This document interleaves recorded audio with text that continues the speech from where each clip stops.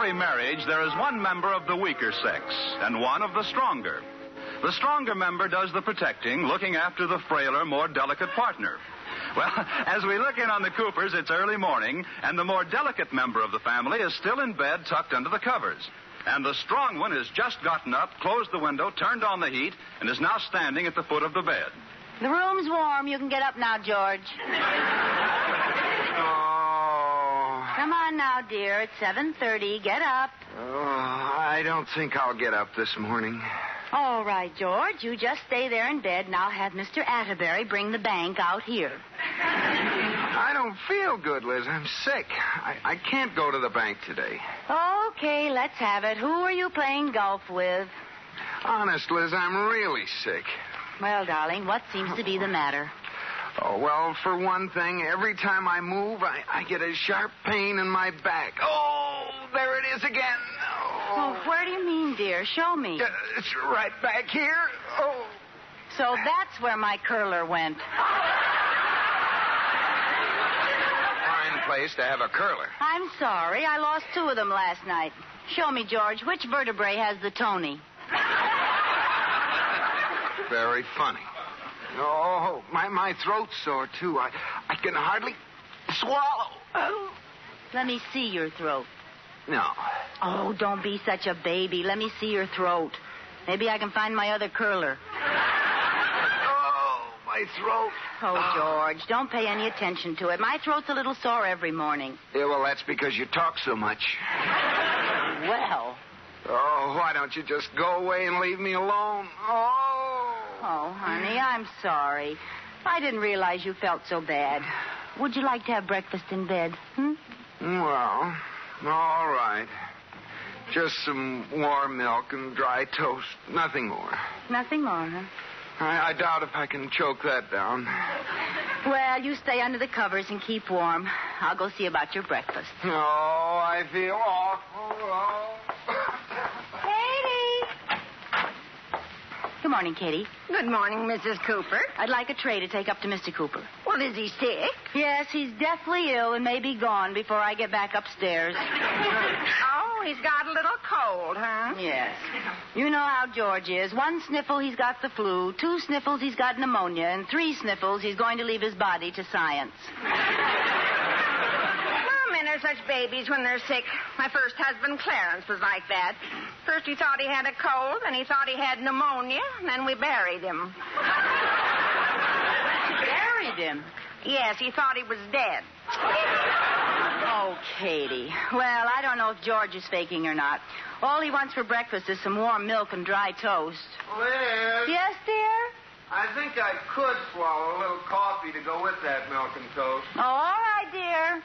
He thinks he can swallow a little coffee, too. Yes, ma'am, some coffee. Liz? Yes, George?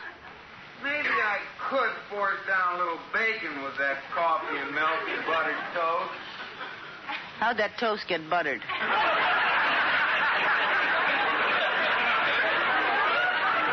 Well, all right, dear.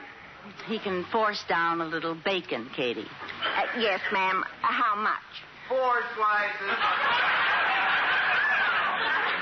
Apparently, baby is able to sit up and take a little nourishment. Liz? Yes, dear. Sunny side up or scrambled? Scrambled. George, are you sure you want bacon, eggs, toast, coffee, and warm milk? Aren't you too sick to eat all that? Yeah, you're right, I am. You better forget the warm milk. I thought so.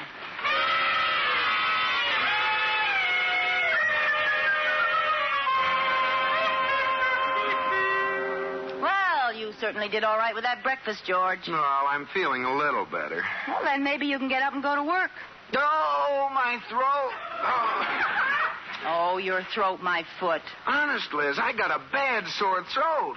A guy can still be hungry. All right, Camille. I believe you. I'll call Dr. Stevenson. No, now, there's no need to waste money on a doctor, Liz. I'll be all right. Now, George, you're not going to be a baby about having a doctor, are you? What'll Uncle Wobill say? Never mind being smart. Look, George, either you're sick and I'll call the doctor, or you're well and you'll get up and go to work. Now, let's see. It's early. I'll call him at home. That's funny. There's no dial tone. Hey, who else is on the phone, huh? Whoever else is on, will you please hang up, big ears? Darn it, that Brooklyn blabbermouth is on our party line as usual. And she's liable to stay on there all day. Yeah. I always tell her there's something wrong with you and I want to get her off the line. Well, this time it's true. Hello. Are you still using the phone? No, the receiver's stuck to my ear and I can't get it off. Do you mind hanging yourself up, please? Look, let me use the phone for a minute. It's an emergency. Always with you, it's an emergency. What is it? Were you touching up your hair and ran out of Mercurochrome?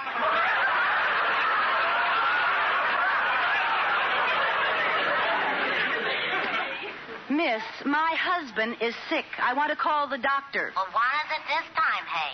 A broken arm like yesterday or a broken leg like the day before? We think it may be his appendix. His appendix? You told me he just had it out last week. What are you going to do, put it back in again? Or has he got it on a string like a yo-yo? Look, I'll ask you once more. Will you let me use the phone? I have an important call to make. Well, I happen to be making an important call myself. I don't hear anyone else on the line. Naturally. I haven't decided yet which important call I'm going to make. I'll be right back, George. I'm going next door and call the doctor.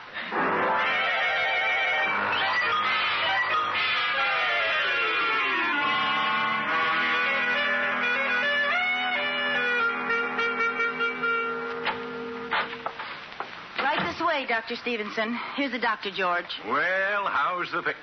Liz, am I too late? No, he's hiding under the sheet. He pulled it over his head himself. Come on out, George. We know where you are.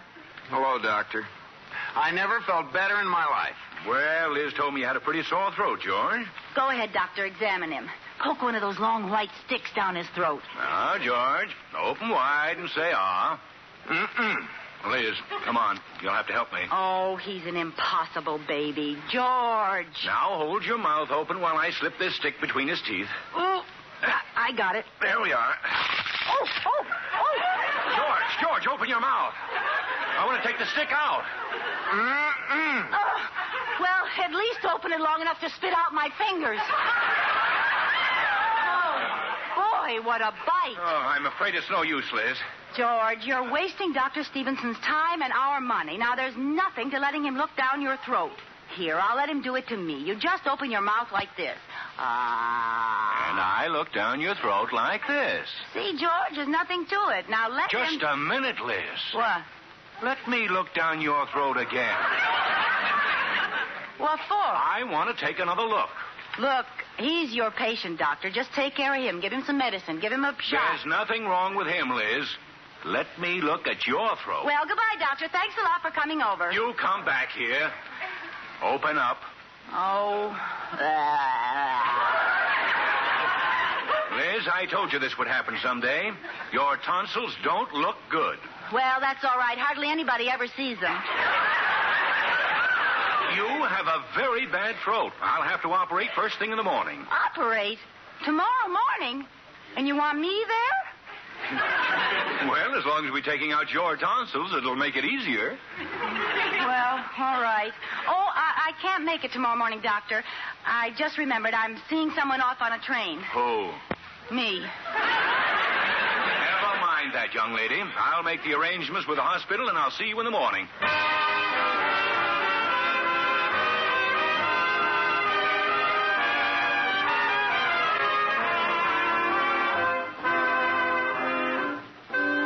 Liz is going to the hospital this morning to have her tonsils out, and we find her in surprisingly gay spirits. Liz, I thought you were going to pack. Why are you sitting on the edge of the bed staring out into space? We'll be late. I was just thinking, George. I've had these tonsils all my life, and this is the first time they've been bad. I ought to give them another chance. They mean well. Now, stop that. They're coming out this morning. No, you're so brave with my operation. Would you mind leaving the room, George? I'd like these last few minutes alone with my tonsils. Now, cut it out. Oh, don't say that in front of them. Are you going to pack, or shall I pack for you? I'll pack. Let's see, I'll take my, Oh, dear. Call the doctor. I can't go to the hospital today. Why not? I haven't got a thing to wear. Now, Liz. But, George, all I have is that old bed jacket I wore last year when I had my appendix out, and all the nurses have seen me in it. Pack it. Oh, it's so old. I wouldn't be caught dead in that. Oh, what a thought.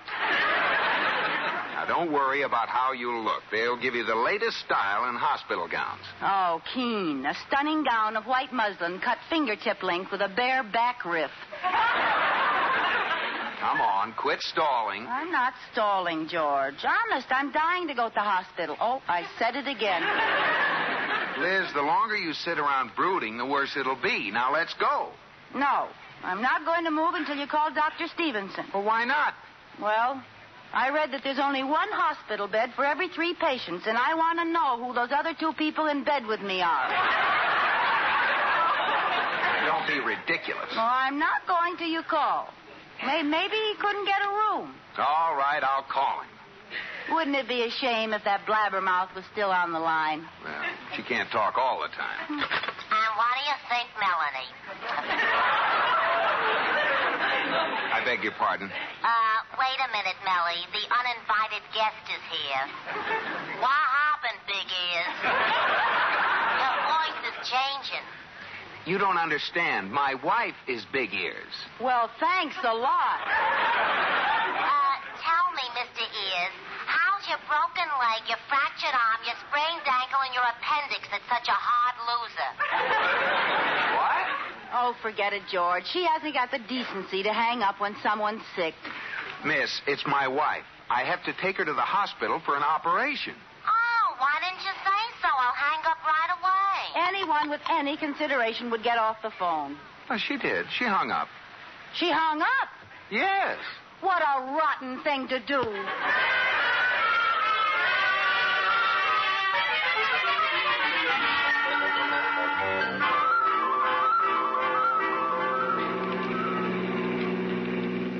George, don't drive so fast. I'm getting you to that hospital. We're late. But you're going over the speed limit. Don't worry. There isn't a cop within 100 miles of here.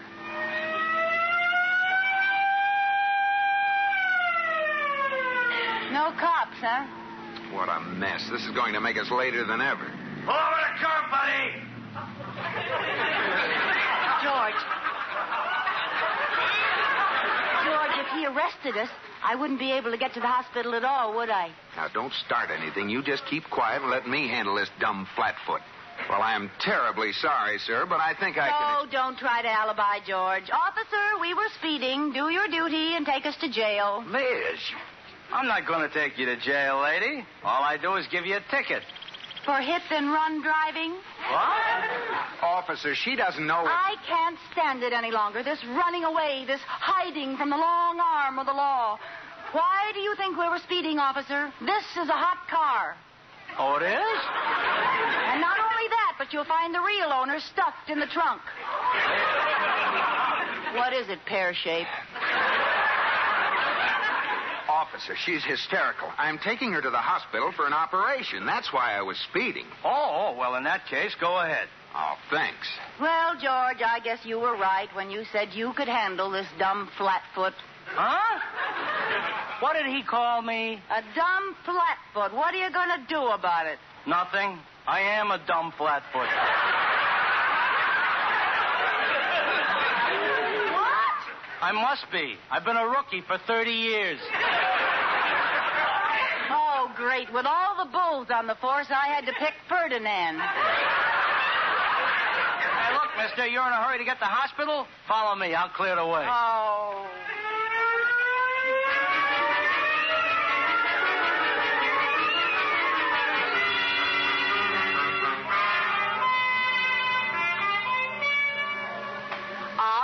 Mr. Bunker. Take room 602. Your doctor will be up in a minute. Now then, what can I do for you? Oh, nothing. We're just browsing. Dr. Stevenson made arrangements. The name is Cooper. Oh, yes. Tonsillectomy? No, Elizabeth. Liz. The name is Mrs. George Cooper. I'll handle this, Liz. You'd better go up to your room. You're a little nervous. I am not. I'm not nervous at all. Well, you go on up to room 506. But before you go, just sign this application here. What's there to be nervous about, for heaven's sake? There you are. Oh, just a minute. Is this your signature? Mrs. George Tonsil? Oh, well, I guess I am nervous. It isn't every day I have my Coopers out.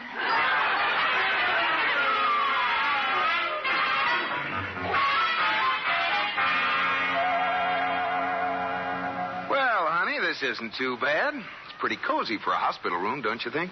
Yes, it's nice and cheerful. Gray walls with a black trim. Now you're going to be fine. And you've got a nice roommate, too. You'll keep an eye on her, won't you, Mrs. Benson? Now, don't worry. I'll keep her spirits up until she goes. Until I go? Oh, to the operating room. And I'll be waiting for her if she comes back. Tell me, Mrs. Odell, how's Digger these days? Oh, my name is Benson. Oh. Yeah, she means well, Liz. How's the bed, honey? Comfortable? Oh, yes, soft as a feather. See? Well, it's healthy to sleep on a hard mattress. Oh, sure. You want me to crank up the foot of the bed a little higher? No, thanks. It's all right. Don't bother. No, it's no bother. Don't fight it, dear. Visitors will crank your bed up every time. Say when, Liz. That's fine, George. Thank you, George. When, George? Are your legs too high, dear? No, I always lie with my head between my knees like this. There, that's better. Mrs. Benson, would you like me to crank you up? No, thanks. I've had my handles removed. I always do that. Once someone cranked me up too fast and I got a bad case of the bends. Well, okay. I'll be right back, Liz. I'm going to see if I can find Dr. Stevenson anyplace. All right, George. What are you in for, Mrs. Benson? No, I'm just here for my yearly checkup. I have one every 6 months. A yearly checkup every 6 months? How come? That's how sick I am. Oh. Well, what did they find? Nothing, darn it. Oh, these doctors.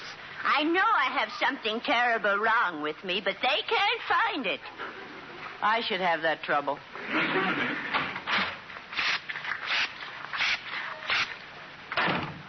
What was that nurse spraying? Sweet air to keep the room smelling nice?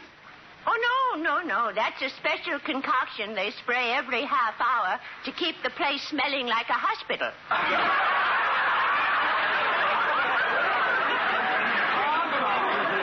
That's how they do it. Tell me, dear, what have you got? I have to have my tonsils out. Oh, tonsils. Why, there's nothing to that operation. It's very minor. Yes, it's nothing at all. Did you have more than one doctor check them? Well, no. Well, they're your tonsils. But if I were you, I'd have at least 2 other doctors check them. Oh, well, Dr. Stevenson is one of the best men in the city. Once you're on that table, it's so long, Charlie. Well, he did take just a peek. I had this identical conversation with the woman across the hall in 509. Have 2 other doctors check, I said, but she wouldn't listen to me.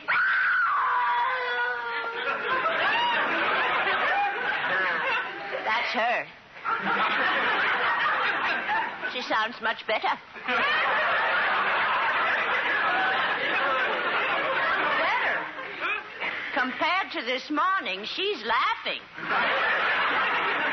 That does it. I'm getting out of here. Where'd they put my clothes? They keep them in a locker down the hall. Well, I'll find them. See you later, Mary Sunshine.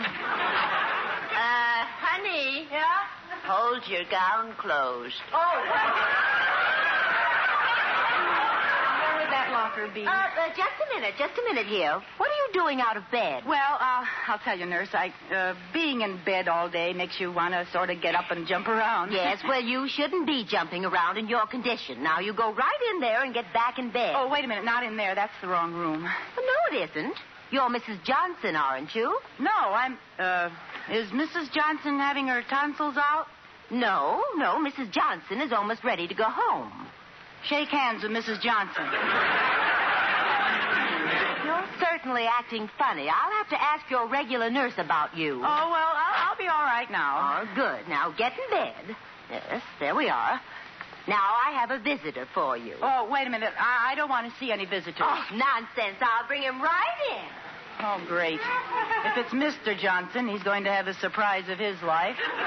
Here we are, Mrs. Johnson. Here he is.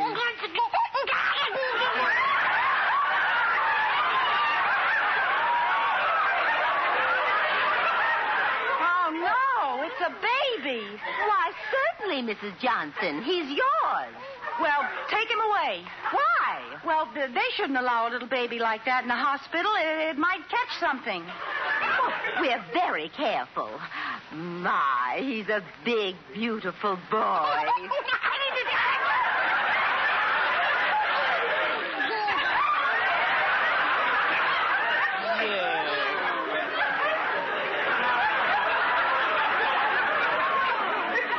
And his hair is red, just like yours. Now, where would a baby like that get a henna rinse?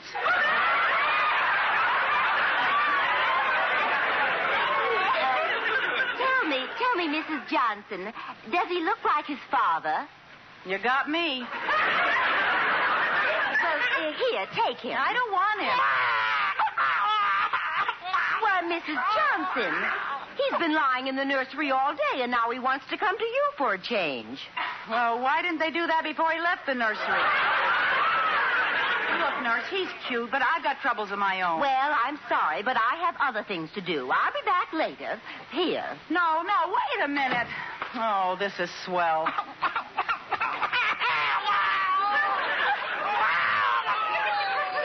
You think you've got troubles. I have to convince George that you're a tonsil.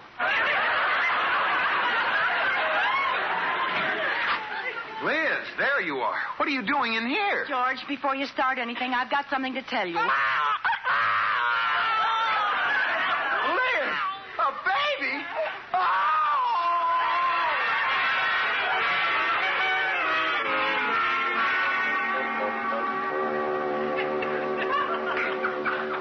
The patient is regaining consciousness, Doctor. Oh, fine. Let me take a look. The worst is over, isn't it, Doctor? Yes, it was just a case of shock. George will be all right. Now, come on, Liz. Let's take your tonsils out.